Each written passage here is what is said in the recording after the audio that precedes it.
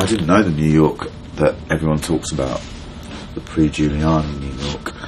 I only came here when Giuliani was mayor, but I remember I mean, there's a sense that you get from people that things aren't what they used to be. And then I got a taxi from JFK one time with this Brooklyn taxi driver who was, you know, was born in Brooklyn and lived in Brooklyn all his life, and you know, sort of outward appearances, he looked like a really sort of straight, normal guy, but the way he was talking about New York, it was incredible, like the passion that he had for it, saying for this time before Giuliani, where there was like a flop house on every corner, and you'd go to, you know, a diner at 7 a.m. where it'd be like the taxi drivers finishing work, mixing with all the freaks that were coming out of Studio 54, and it was really like, seemed like a really crazy, exciting time.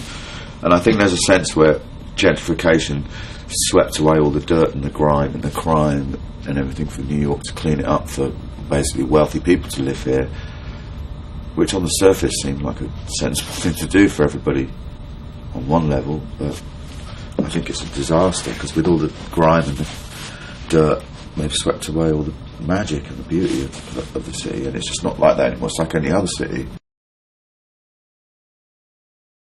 I don't know what it's like to be an American band trying to break it anywhere. I don't even know what that means. I mean, I grew up doing music here, and what you did, you just worked. You just didn't thought about anything, and you just toured and worked. And I think it's different in England. Bands don't really work in that way. They either get a record deal within 2 weeks of coming up with a band name, get a bunch of money, and they're over in a year, and that's kind of like the goal, you know. It seems like that, and been in the paper for 3 months, and that's enough. No one like tours for 10 years like they do here before anyone has heard of them. Oh, I don't know. In the UK, you need a license to be on the radio, so there's, you know, there's some kind of authority figure or figures that decide what stations are allowed to go on the radio or not. So it stands to reason that most of the radio stations are kind of going to be kind of mundane and pandering towards people that don't really care about music that much. Sort of what's happened. So radio stations play awful music mostly, even the ones that people think are liberal and alternative normally play terrible music. I'm not really sure what the advantages are of working on a computer in any way. It's really frustrating, kind of ugly, doesn't sound very good, and you can't get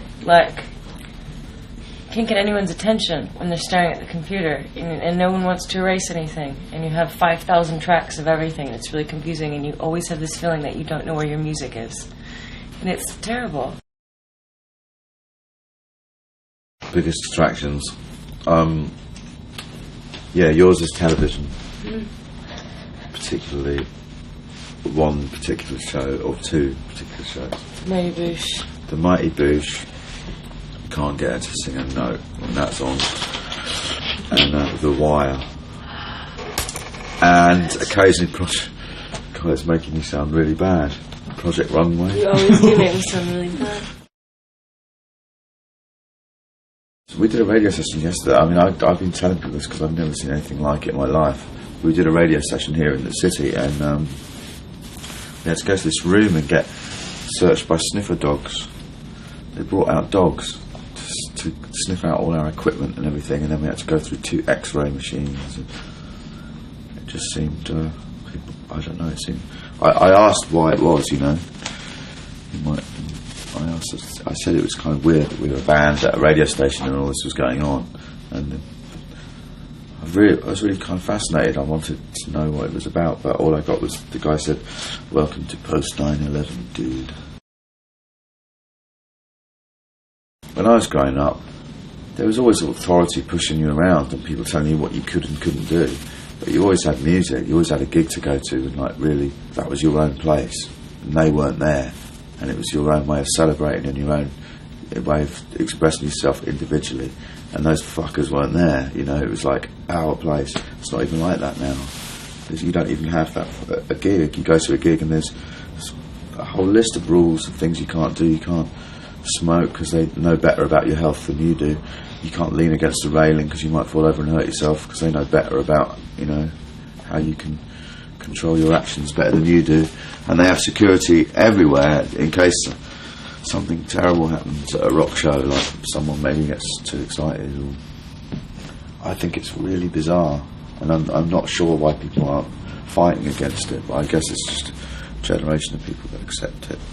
It's all they've known. I think it's really odd, and I find it in America more than anywhere, which is why I'm always sort of quite intrigued by it, because Americans talk about freedom so much more than any other nation, and there is none here. It's bizarre. It's almost like if you talk about it, then if we talk about preserving our freedom, then people will believe that we have it. That doesn't happen so much now, I don't think. You know, where there's bands that don't get any attention, because there's so many ways of getting heard now. You know, you'd start a band and the next day you could have 3,000 fans on MySpace. So, you know, there's not that many. There's not many that many bands under the radar as such. But bands that people would think of as being new bands that I like Archie Bronson Outfit and These New Puritans, Yo Majesty, I think, you know, they're all doing kind of exciting things. It was an amazing studio, like, and we sort of really became brilliant friends with the owner. But it was a no smoking studio. It's amazing. I lived in the fire escape for 2 weeks. Never even heard of that. But we weren't allowed to smoke there, so cigarettes became, like, because she's got a habit, like 40 a day or something, she had to keep going out every 2 minutes to smoke a cigarette. Cigarettes are a distraction. Toe Rag, where we recorded our first record, I mean, I've got a real place in my heart for that studio, but it was kind of, I don't think it's the kind of studio where you could go and write a record. You know, it's really old-fashioned. Liam Watson, the guy that runs it, you start at 12 o'clock and you end at 8 o'clock, and you have an hour for lunch at 1 o'clock, and it absolutely works like clockwork. And it's a good place if you've got all your songs together to go in and record, but I wouldn't want to write a record there. It's weird, but the songs we first ever wrote, they're much more in keeping with songs we wrote for Midnight Boom than any other record that we've written. You know, it seems like we regressed in a way. Yeah. And went back to, it felt like starting a band again, so maybe that's why. But yeah, the songs on Midnight Boom are kind of like, a lot like the songs we wrote when we first got together, sort of upbeat, tongue-in-cheek, with a you know, I like that thing where people are sort of clapping and singing along to something, and then they realise what the words are. They realise that they're singing something really horrible. To me, it was that it was about record labels. It wasn't really about bands. It was that sort of post-punk. It was a description of the way the music business was going, and it was quite exciting and exhilarating. It was basically, it was like kids starting labels without corporate backing. It was a way of putting out music outside of the music business, and it was exciting and genuine for a very short time. And then obviously it relates to what we were talking about, the gentrification of London. You know, after a while it becomes cool, so people with money move in and sort of try and buy up the spirit of it. And now it's just become a description of some kind of lame jingle jangle music.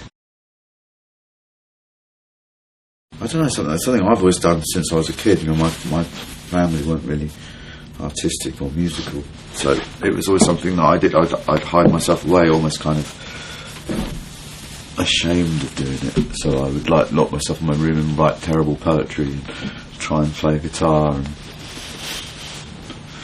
And I don't know if that's where it stemmed from, but it's always been extremely important to me for creating art and music and whatever to be a secret, you know, not to share it with people until it's done. So that's like It just happened making it in the middle of the night yeah. is kind of synonymous with it being a secret that no one knows about. Chipping my tooth last night for a gig that was full of press people. Not worth it. It wasn't. It's not worth it. And I have to go to the dentist. You can't even see it. Yeah, I can feel it, and there's a big hole in it. That's a drama. It's gonna be really cute when I'm like that. Hi. I had a huge hole in my mouth. No, it just... Yeah, I wish I hadn't chipped it. I don't really remember how I did that. Because it's unnoticeable. I was vegan for about 15 years, 16 years, but I'm not vegan anymore. I've been eating fish for a couple of years. So, I don't think there's a name for what I am now. I don't eat any dairy, but I'd eat fish. I don't eat red meat or chicken or bird. I don't eat birds. I don't eat things with legs, but I eat fish. I had a really interesting conversation with my friend the other day. A few weeks ago, she was like, "Yeah, I was vegetarian for a while, and then I thought I started eating fish because we were talking about the downfall, you know, sort of staunch vegan. I didn't even used to wear leather or anything. So you go vegan, then you sort of make way for fish, and then it's all downhill from there, really, because nothing seems so, you know, terrifyingly bad anymore." And this is what my friend was saying. Yeah, I started eating fish, and then I thought, well, a duck swims, so that's kind of a fish. So then she started eating duck. It's a really amazing philosophy. A duck swims, so it's a fish. I mean, it's obvious, the results are obvious. It just becomes a place for wealthy people to live, and there's no... You know, the way it works is poor places are where artists and musicians gravitate towards because they can afford rent there. And then people make those places synonymous with being cool. So wealthy people move in to try and buy some of that cool, and then before you know it, the artists and musicians can't live there, and it just kind of dries the place up of any inspiration.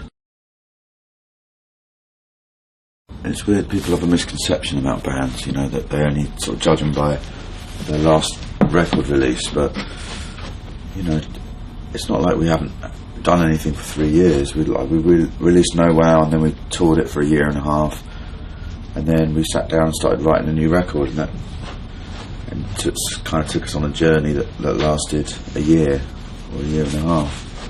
But I don't feel like, you know, we haven't made a record for 3 years. It seems odd. People say that. We've been doing a bunch of things since then. They just haven't involved press releases. I mean, songs aren't there to be explained. If you wanted to make a statement and explain something coherently, you put it in a better format than a song. But songs aren't for that. There's not like... I think it's important with like music and poetry and all that kind of thing that people analyse it like later on after the event, but it's not really for the author to take part in, because it's I you know, never wrote songs I've written have never been for people to sort of understand them or get a message. There's no message in it. Falling Over Man. It would be a superhero that fell over a lot, smashed his mouth on the concrete. That's what I did last night. I am falling over man. I am losing passport man. I mean, I don't feel like I've got an ambition to be an accomplished songwriter. I don't really care about that, about crafting songs in a way that I know a lot of artists do. They want to write the ultimate song and be a sort of accomplished songwriter or a virtuoso musician. I'm not interested in any of that. I just want to, you know, I don't think that's not what's precious about the Kills to me. It's that there's something that, when we first got in a room together, there was something that people have tried to describe it as mundane things like chemistry or electricity or whatever it is, but I know when we got into a room for the first time, there was definitely something happening when I played music with Alison that I'd never felt before. It's kind of random. I think we approach songwriting in every possible way. I think it's important not to get into a routine writing songs. I don't know, we come up with songs in all sorts of ways. Sometimes they are more laboured. Sometimes a song is written in the amount of time it takes to play the song, you know, like Alphabet Pony was pretty much written in 2 minutes. Whereas, I mean, nothing on this record actually took very long. It was all explosions of energy.